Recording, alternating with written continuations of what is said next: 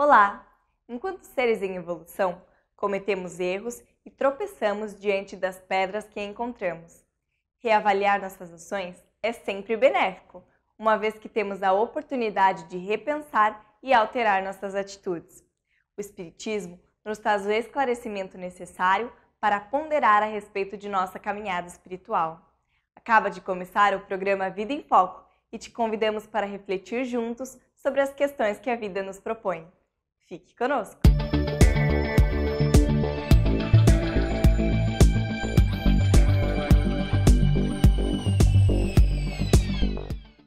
O Espiritismo ainda é alvo de preconceitos errôneos, que trazem consigo uma carga negativa e uma visão distorcida da doutrina. Muitos desses preconceitos, porém, são frutos da ignorância a respeito de um vasto compilado de conhecimentos. Na entrevista de hoje, o tema discutido será Espiritismo, a religião natural. Não perca! A Vida em Foco traz também curiosidades, crônica, o Espiritismo esclarece e, fechando o nosso encontro de hoje, mais reflexões sobre a doutrina espírita e os ensinamentos de Jesus. Você é o nosso convidado. Fique conosco. Agora, a crônica da semana. Milhares são os assassinatos, os assaltos, os acidentes de toda ordem, as violências de todo jaez. O que dizer das violências ligadas à sexualidade, às crianças, velhos, mulheres e jovens? As violências físicas, psíquicas e morais que agridem a humanidade em todos os aspectos, fazendo desmoronar lares, anseios saudáveis e legítimos, estiolando vidas, matando esperanças. O ser humano traz, ainda na sua matriz espiritual, porções violentas que caracterizam sua existência neste plano. Por isso, ainda encontramos guerras sangrentas e exterminadoras em larga escala. Recordamos essas quadras tristes para lembrar que há em nós um determinismo divino para mudar essas estruturas espirituais, porque fomos criados para sermos felizes. A felicidade rivaliza com a violência, até exterminá-la.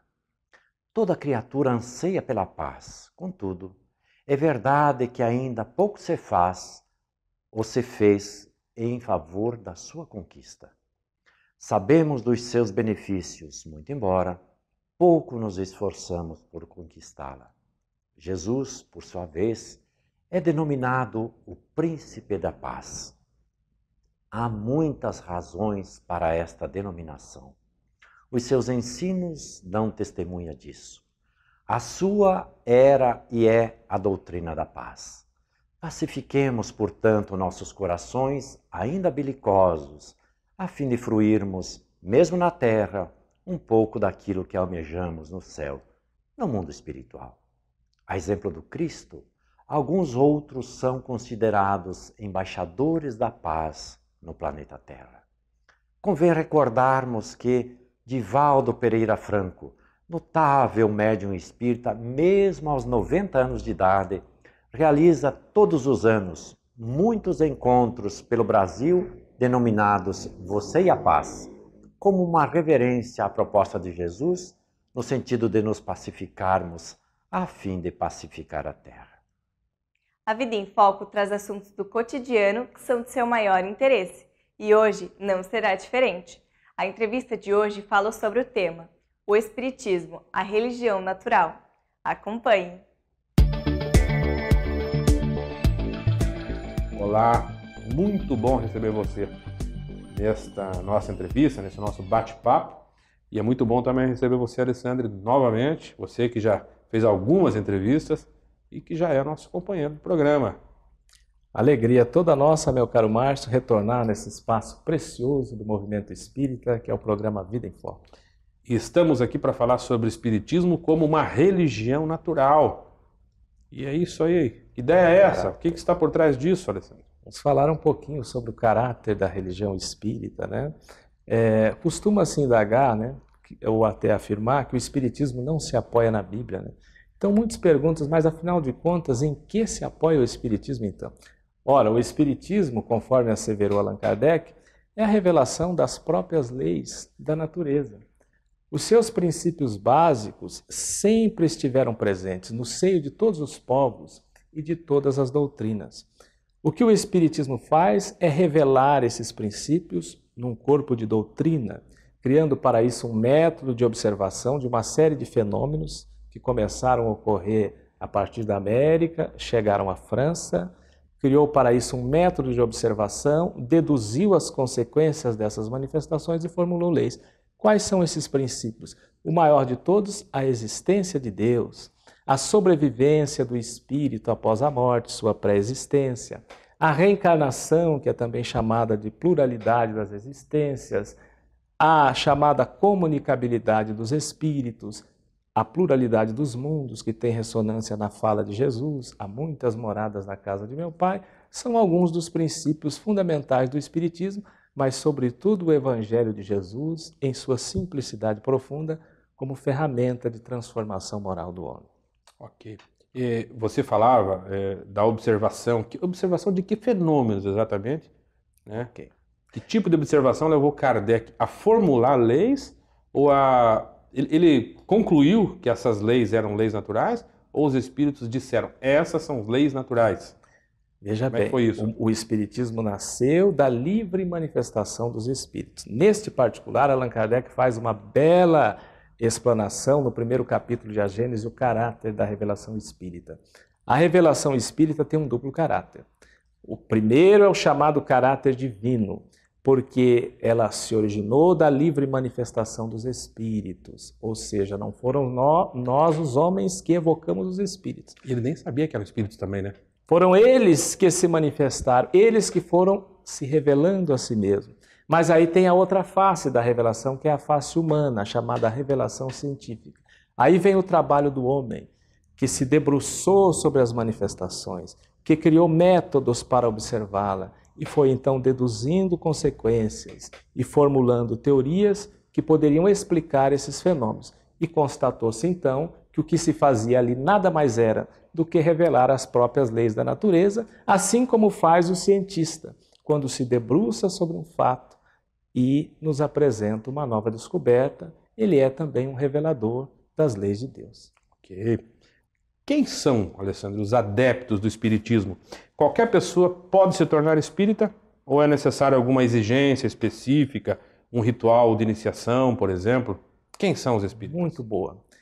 Os espíritas ou espiritistas são os adeptos do espiritismo na conceituação de Allan Kardec ou na terminologia que ele criou já ao abrir a primeira introdução da obra fundamental da doutrina, que é o Livro dos Espíritos. Então Kardec começa a criar palavras para distinguir o espiritismo das demais doutrinas espiritualistas existentes. Então ele diz, os adeptos do espiritismo serão os espíritas ou espiritistas. Qualquer pessoa pode se tornar espírita, não há nenhuma exigência do tipo rituais de iniciação, batismo, que são os sacramentos, cobrança de dízimo. Basta que o indivíduo procure uma instituição espírita, particularmente aquelas que estão formalizadas, comece a estudar a doutrina, acolhê-la pela razão, mas também pelo sentimento. As instituições espíritas adotam algumas práticas. Né?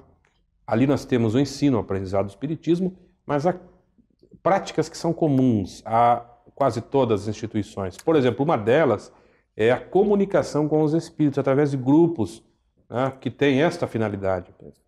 Qualquer pessoa pode participar de grupos assim?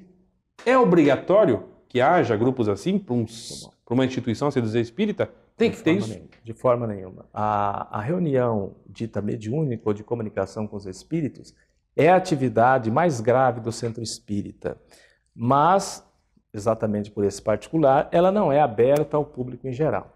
Aquele que chega na doutrina espírita, no âmbito da instituição, precisa de um tempo para se adaptar, para conhecer a doutrina, o universo da mediunidade, suas particularidades, as implicações das comunicações entre os homens e os espíritos, o que está perfeitamente estabelecido por Allan Kardec em O Livro dos Médiuns. Entretanto, é preciso deixar claro que antes do espírita ou do novo adepto se credenciar para tais reuniões, há uma série de outras atividades que a Casa Espírita desenvolve, às quais ele pode e deve vincular-se, como, por exemplo, as casas que têm trabalho social, o trabalho de atendimento na recepção, na livraria, na biblioteca, auxiliando o trabalho de paz, há uma série de atividades. Não há obrigatoriedade de que o novo adepto da doutrina seja conduzido ou aceite forçadamente um convite para participar da reunião mediúnica. Ele só deve fazê-lo quando estiver plenamente seguro do seu conhecimento espírita e quando a instituição, através de pessoas que são mais experientes, formalizar o convite. Mas dizer que a casa espírita obrigatoriamente tem que ter um grupo mediúnico não é uma realidade, porque o que o Espiritismo nos pede de nós, sobretudo, é o estudo e a prática da doutrina que se verifica pela nossa transformação moral. Então você entende que obrigatório deveria ser o estudo do Espiritismo e não propriamente a reunião com esse caráter. Fundamental. O estudo da doutrina é essencial e é a prática espírita por excelência. Aliás, felizmente, hoje nós já vivemos uma fase no nosso movimento espírita em que as nossas instituições, de um modo geral, já fizeram essa opção. A opção pelo estudo, já se conscientizaram que não basta as palestras públicas, as preleções evangélicas. É no espaço do estudo doutrinário que nós vamos efetivamente conhecer o Espiritismo, abrindo espaço para as dúvidas, os questionamentos, a abordagem da doutrina com a profundidade que ela precisa. Porque o Espiritismo é simples para os simples, mas é complexo para os complexos. Então, Kardec, quando abre um dos capítulos do Livro dos Médiuns, diz aos adeptos: não estranhem os adeptos a palavra, a instrução. E o Espírito Verdade arremata o ensinamento: espíritas amai-vos, espíritas instruí-vos. É preciso estudar a doutrina. O espírita, Alessandro, para depois do intervalo, pode se considerar cristão também? Ótimo. Espere um pouquinho que a gente já volta. O intervalo é breve. Logo retornaremos com o segundo bloco da entrevista. Até já!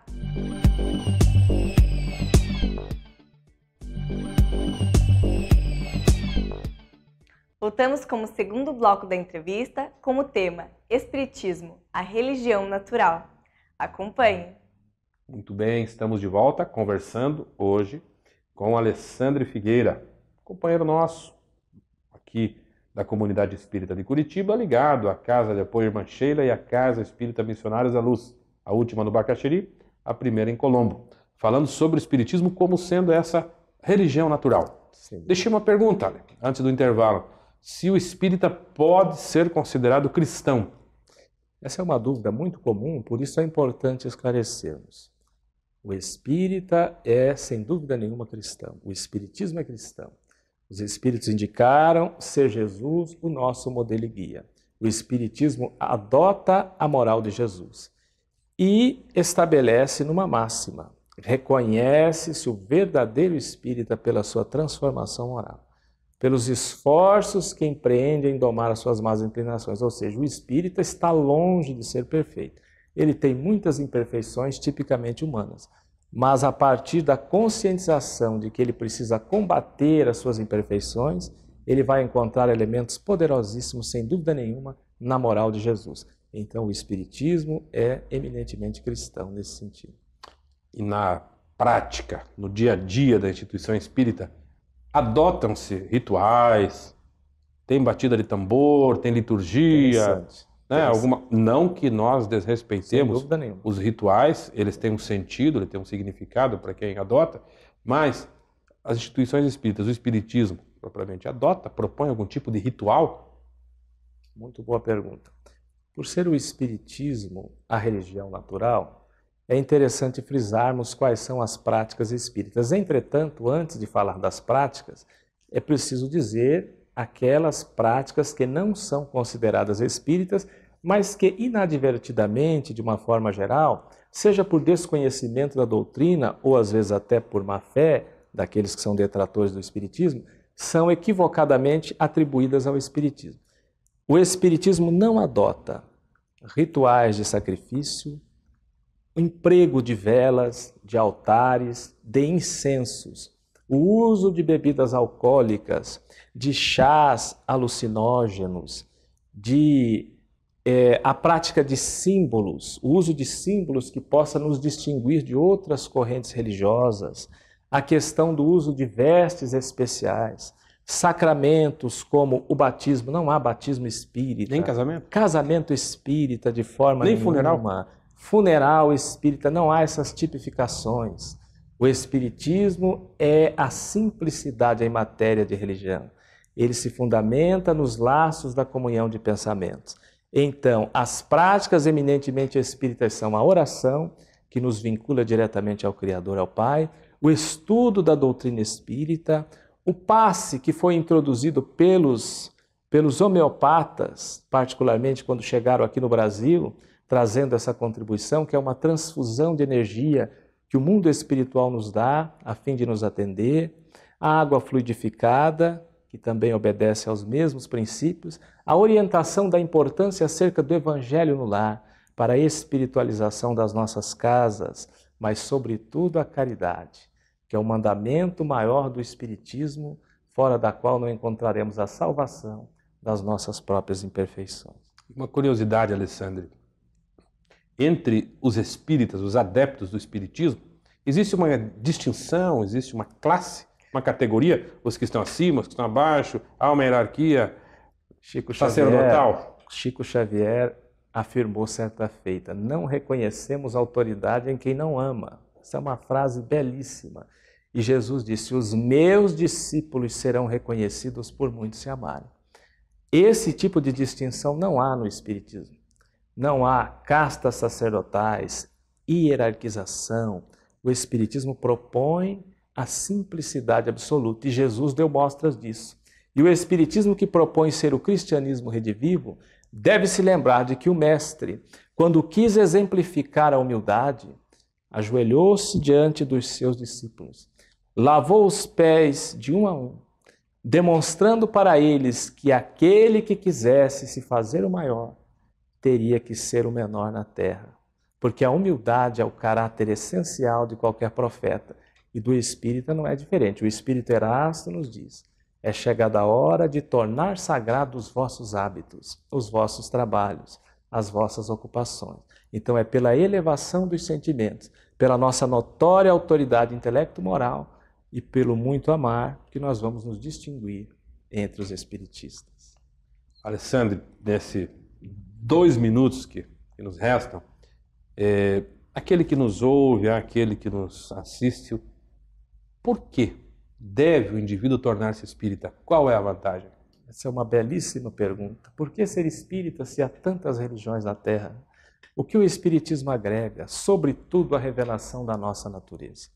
O espiritismo, ao revelar o mundo espiritual, a nossa natureza de espíritos imortais que somos, muda completamente a nossa concepção da vida, do mundo, do contexto da sociedade em que estamos vivendo. O Espiritismo tem por objetivo combater o materialismo, esse materialismo que está enraizado, sobretudo nos nossos hábitos, de ver apenas nos interesses mesquinhos da vida corporal um objetivo final. O Espiritismo nos permite compreender a vida sob um prisma superior, a justiça divina, a misericórdia do Pai que está nos céus, que sobretudo conferiu a presença dos Espíritos como anjos tutelares, produzindo conhecimentos que visam, sobretudo, a nossa espiritualização. Seremos mais fraternos ao ser espíritas, mais justos, mais solidários e, sem dúvida nenhuma, aprenderemos a conjugar plenamente o verbo amar. Alessandro, muito obrigado pela belíssima, pela clara exposição do tema. Espero que você retorne. Alegria toda nossa, meu querido Márcio. Um abraço a todos que nos ouvem. A todos e ao pessoal de Porecatu, de onde você veio. Nossa terra natal. Porecatu, fique com o nosso abraço. A vocês que nos acompanharam, permaneçam conosco, que o programa ainda continua com seus atrativos. Você tem uma dúvida e quer que respondamos? Envie por e-mail no endereço contato@vidaemfoco.com.br a sua pergunta. Acompanhe agora o quadro O Espiritismo Esclarece, pois esta poderá ser a resposta que você procura. A pergunta que nos chega hoje é a respeito dos pesadelos. A telespectadora que nos escreve diz que frequentemente acorda no meio da noite sobressaltada, com medo, assustada, com os sonhos atormentadores que estava tendo. Frequentemente, no dia seguinte, acorda cansada, parece que passou a noite inteira correndo ou apanhando. Quem de nós também já não enfrentou isso em alguns momentos, não é mesmo? E é natural pensar que, como são coisas que acontecem ali no momento do sono, tem um componente espiritual. Por isso nós vamos tomar desse Espiritismo Esclarece para falarmos um pouquinho do que nós podemos entender sobre os pesadelos. É claro que os pesadelos são um tipo de sonho. Um sonho que é, de algum modo, aterrorizante, um sonho que nos deixa apreensivos, ansiosos, com medo, preocupados, ou qualquer coisa desse jeito. É bom lembrar que essas sensações podem sim ter a ver com a nossa vivência no mundo espiritual. Sim, com aquilo que a gente tenha no momento do desdobramento do corpo físico. Enquanto o nosso corpo adormecia, nós, espíritos, podemos recobrar a nossa consciência e atuar no mundo espiritual. E o pesadelo pode ser, sim, uma recordação daquilo que a gente viu ou vivenciou nesse momento. Assim como pode ser só uma manifestação do nosso conflito interno, do sofrimento que a gente está vivendo internamente. É natural pensar que uma pessoa que esteja sendo perseguida, agredida, que tenha descoberto uma doença recentemente, que esteja passando um problema em casa, vai estar com seus pensamentos rodando muito em torno de coisas que são desagradáveis. Então a pessoa vai acordar sobressaltada, sentindo como se estivesse saindo de uma perseguição, de uma cena de morte, de violência ou algo do gênero. Mas como é que eu posso entender o meu pesadelo? O que estava acontecendo comigo naquele momento? Primeiro, observe o grau de desconforto que você está sentindo. Se você acorda com aquela sensação de apreensão, de susto, de que você presenciou alguma coisa, mas num estado de bem-estar, possivelmente você estivesse vivenciando uma situação na qual você estivesse até como um auxiliar. A pessoa que visita um hospital na condição de tentar atender alguma pessoa pode sair de lá com uma impressão, com um certo aperto no peito, com uma preocupação, mas essa pessoa está indo lá oferecer um auxílio, ela vai sair de lá com uma sensação de que cumpriu o seu dever, de que está fazendo aquilo que devia. Assim, o que está do outro lado, que está passando um momento de sofrimento, vai ficar com uma sensação de apreensão mais pegada no seu sentimento. Então você pode sentir se aquilo é teu ou foi vivenciado por você de alguma maneira. De todo modo, o que a gente quer é poder acordar melhor, dormir melhor. E para que a gente consiga fazer isso, precisamos investir para ter um bom sono. Assim como a gente precisa investir um tempo para conseguir ter boa saúde para o nosso corpo, a saúde do nosso sono também depende. Até chamam higiene do sono isso. E essa higiene deve ter dois componentes. Higiene física. Nós devemos ir para o nosso sono com um ambiente que seja escuro o suficiente, com o mínimo de barulho possível, com uma situação de certa tranquilidade. Mas mais importante para aquele que tem pesadelos com frequência é trabalhar a higiene mental.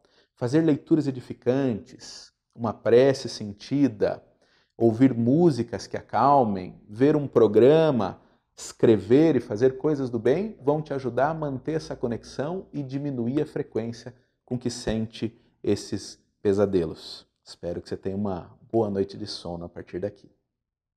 Alberto Almeida nos traz momentos de reflexão como o quadro Espiritualidade em Gotas. Fique conosco! Dado o caso que o nascimento da criança pusesse em risco a vida da mãe, haverá crime em sacrificar-se a primeira para salvar a segunda? É a questão 359 de O Livro dos Espíritos.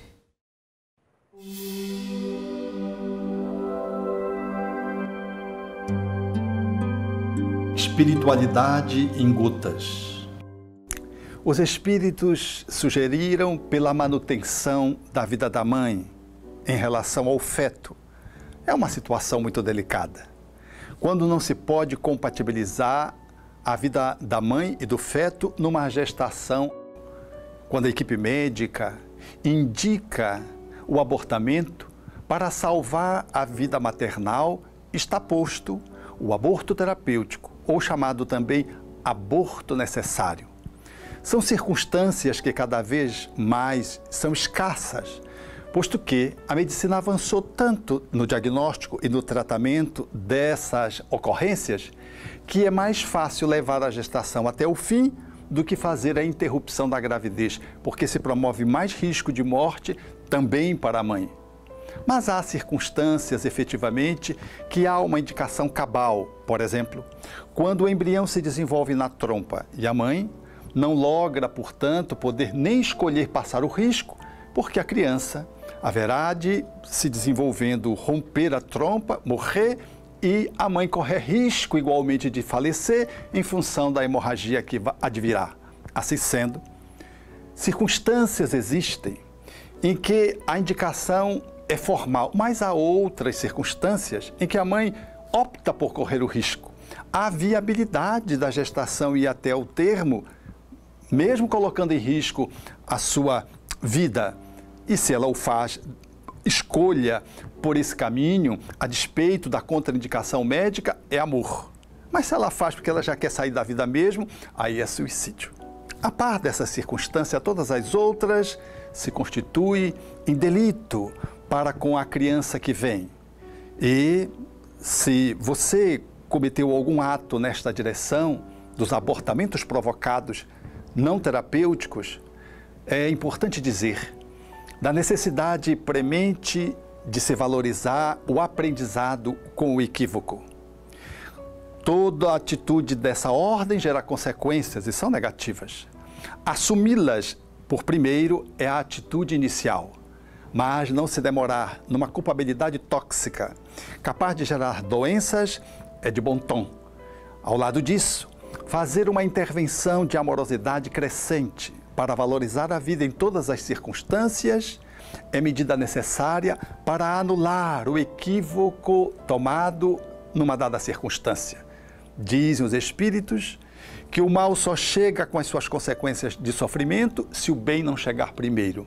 E o Evangelho propõe de que o amor cobre a multidão dos erros, na fala de Simão Pedro. Logo, todo aquele ou aquela que se envolveram numa circunstância de um aborto delituoso podem e devem rever essa postura, reparar esses danos psicológicos, emocionais e espirituais através de um intenso amor, protegendo a vida, apoiando uma mãe solteira, por exemplo, tutelando uma criança na periferia, cuidando melhor do idoso, enfim, promovendo a vida nas suas múltiplas expressões que hoje surgem como desafios do respeito para a preservação e a conservação da existência corpórea.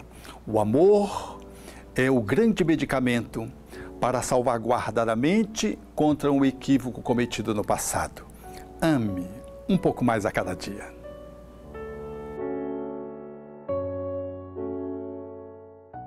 Obrigada pela sua companhia. A Vida em Foco volta na semana que vem com mais novidades. Suas sugestões são muito importantes para o programa e você pode enviá-las para o e-mail contato@avidaemfoco.com.br. Acessando o site www.avidaemfoco.com.br, você encontra todas as edições anteriores. Aproveite para rever as entrevistas e também os outros blocos do programa. Desejamos uma ótima semana e até o próximo A Vida em Foco.